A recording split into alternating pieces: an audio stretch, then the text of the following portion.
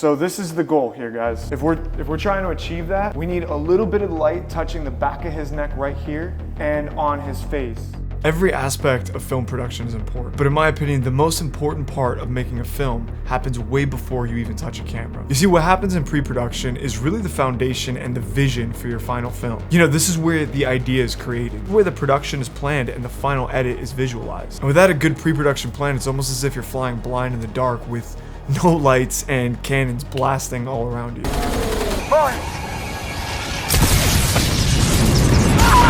So the very first step to making a film, and I know a lot of you guys are gonna hate me for saying this, but the truth is that you gotta sit down and you actually have to write a script. This process can be incredibly daunting. You know, you sit down, you have a white blank sheet of paper, black cursor blinking right in front of your face, and nothing's coming out. But I think there are a few things that will really help you guys at least get the ball rolling and start getting some ideas on paper to allow you to start developing that script and that idea further. I think the first thing that you want to do is that you want to start by establishing what you're trying to say. What is your overall theme or message of the film? Now, for the short film that me and my team are producing right now, I started with this concept of you versus you. Now, that was just the initial idea and the concept that I started with, but later on we started building on that, and I developed an entire idea of taking you through this journey of psychological development and visually showing the cycle of human emotions. But it all started with this initial simple concept of just you versus you.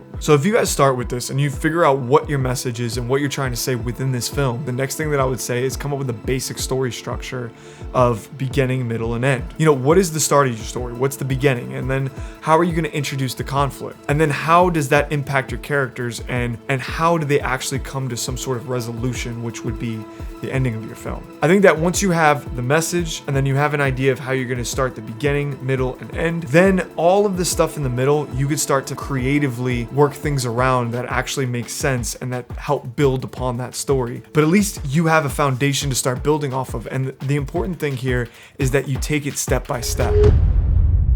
Now, writing words on a page is one thing, but making this film come to life with a visual and musical representation of those words is an entirely different skill. And that's where something like Milanote comes in for me. Milanote, for those of you who don't know, is basically a tool to organize all of your visual ideas, and I just use it for a hub for all my pre-production needs. So what I like to start by doing is creating a column, and then within that column I create a board. And the first board that we're going to talk about is a mood board. And to make gathering all these assets easy, Milanote has this web extension called Web Clipper, where you can easily grab images, YouTube videos, and text from any website and bring it right into your Milanote board.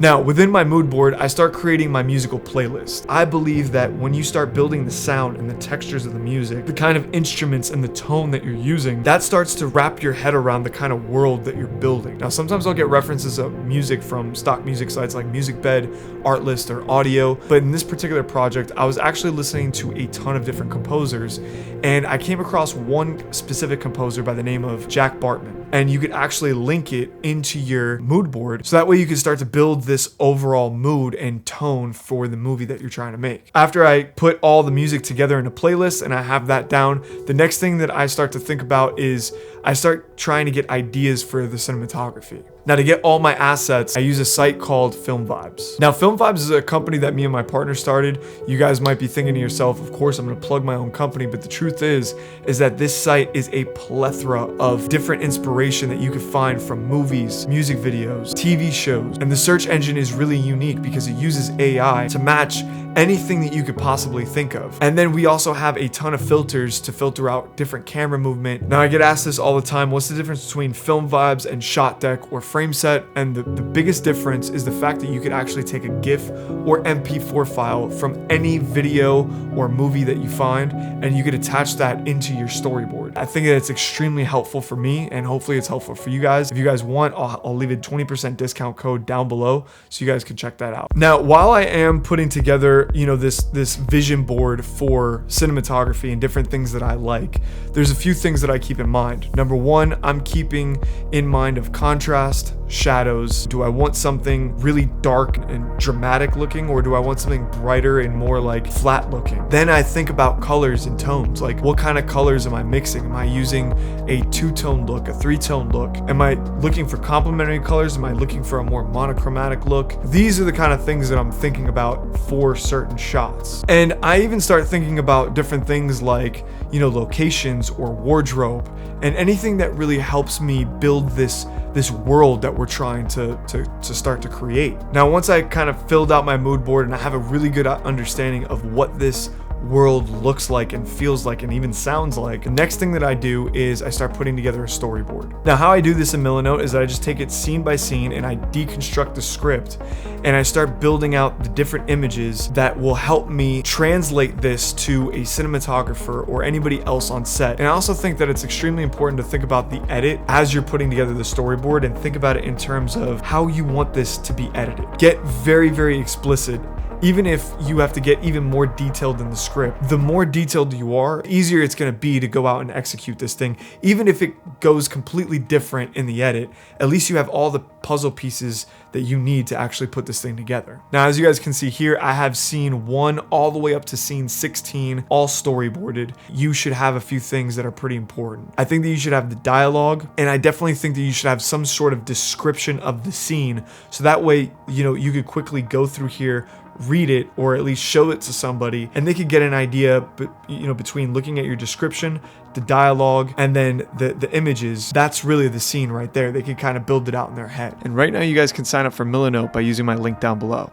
The next thing that I start to do is thinking about props and locations. And what I like to do is I like to create a different board just for the locations and props. That way I have all of that stuff in a list and in order of how I want to shoot this thing. There's been so many times where I have been on set, or I've gotten to set, and either number one, we didn't have a location permit and it halted production, or even 2, like we didn't have the wardrobe or the props right. Suggesting to put this in the background.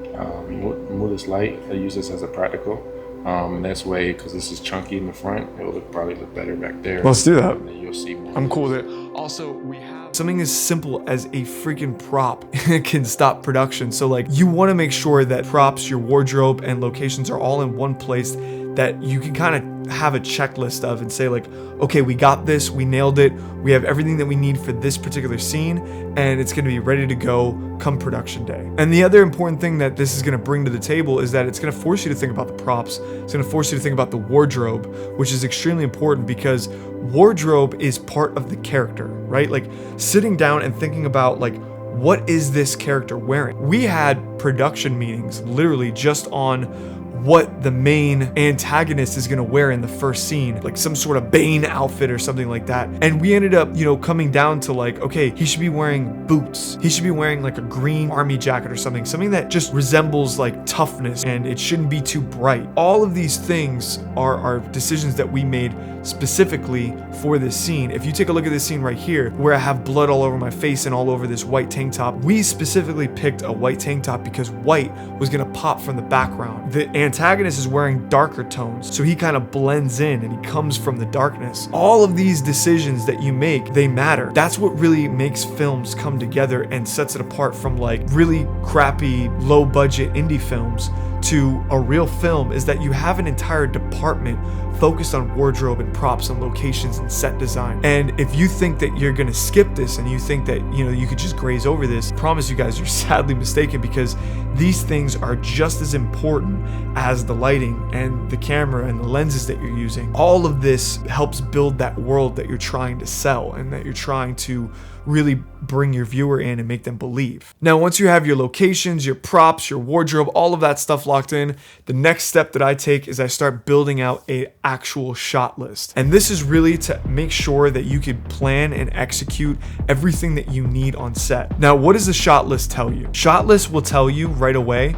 how long something is going to take, how much time you need to shoot for any particular day. Does one scene need a full day of filming, or can you get it done in a half a day? Can you group one scene with a couple of other scenes that you could quickly shoot in one day and make the most out of your budget and your locations and your time and your crew. So shot lists are very important. And the thing about shot lists is that they're not just important for that, but they're also important for keeping you and your crew accountable for the shots that you need for the edit. I always talk about this with my crew, and I talk about creating an efficient shot list. And what does an efficient shot list mean? Well, if you don't really think about the scene and you don't really put yourself every single angle and every single aspect that could possibly tell this scene, then what's going to happen is you're going to end up getting back to the editing room and you're going to realize that you don't have enough to tell this story. Now on the flip side, if you overdo it and you overshoot well past what you need, well, there's a few drawbacks from that as well. Number one, you're wasting time because you're paying your entire crew. You're probably paying for the locations. Instead of doing, one scene, maybe you could have fit in another scene because you only needed 3 or 4 seconds of this shot that took you an entire day. That doesn't really make much sense. So you have to figure out somewhat of an in-between. And that's why creating an efficient shot list is so important. So now I'm gonna give you guys a little pro tip that I have felt like has helped me so much in creating a shot list and being the most prepared that I could possibly be before I even get to set. And that is, I create something called a mock edit. Now, this is incredibly beneficial because I'll take a bunch of reference stills or videos or GIFs or whatever materials that I could find that'll help me tell this story. And then I'll put music underneath this edit and I'll just go through my storyboard and I'll start putting, this little edit together. It could be from films, it could be from things that you've shot in the past. It doesn't matter what it is. As long as you can kind of see how the story goes, and then you'll start to understand what you need. For instance, I started putting together this mock edit using a bunch of different scenes from movies, and that told me how I could start to tell this story. And it could also help you creatively with your shot list, how you intend to shoot this thing. So I highly suggest that you guys do this. And believe it or not, I used a lot of Film Vibes to go and grab different shots because I could easily just download the MP4s, throw it in a project file, and start quickly putting together a dirty edit of what the mock-up of this scene would look like with all of these different pieces of footage. And of course, it's not meant to look perfect, but what it does is at least gives you an idea of what it is that you need to go out and you need to shoot. Now, as you guys can see with my shot list, how I build it out on Milanote is that I'll have, my reference photos on top, taken primarily from the storyboard, and any other things that I could find that would match the description. And then I actually put the description of the scene right below that. And then underneath the description is where I'll actually have my checklist of shots that I have. Now, I think it's very important to bold, and this is just for me, this is how I like to do it, but I like to bold, what shot size it is. And I start grouping them into categories of, wide, medium, close, macro. And the reason why I do that is because typically when you're on set and you're shooting something, you're gonna start with the widest shots first, because this is what you need to build the entire scene around.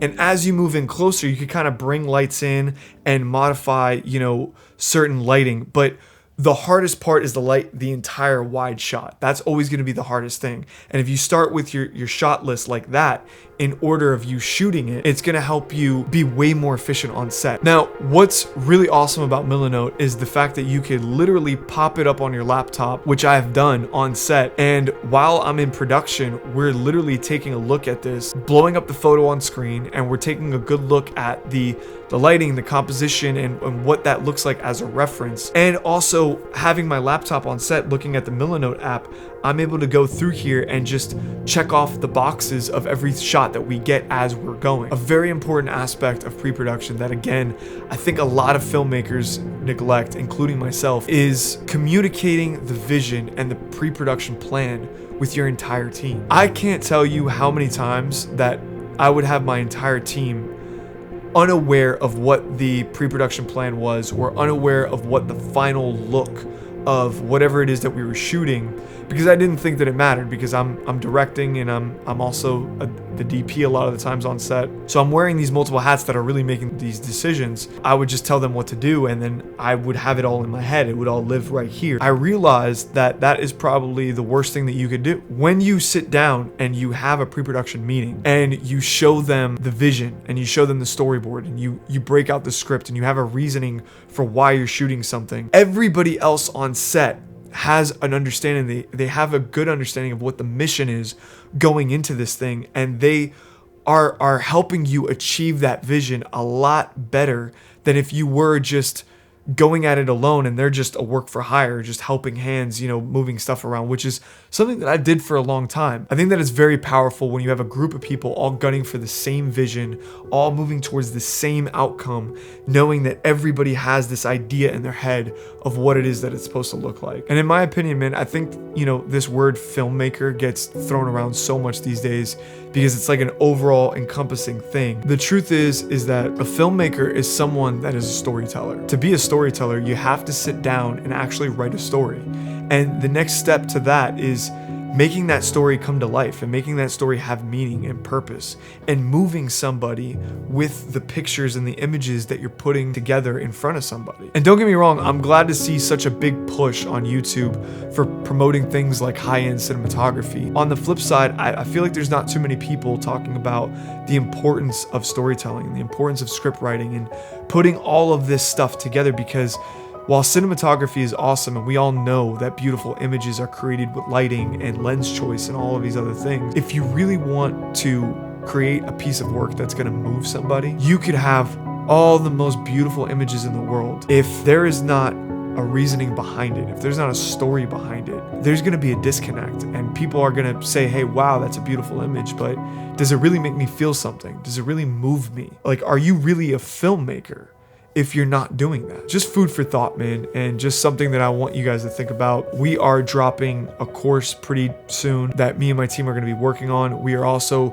working on the short film that we are really, really working our freaking faces off on. Everybody involved has really taken a pay cut, and it's just been a passion project from everybody.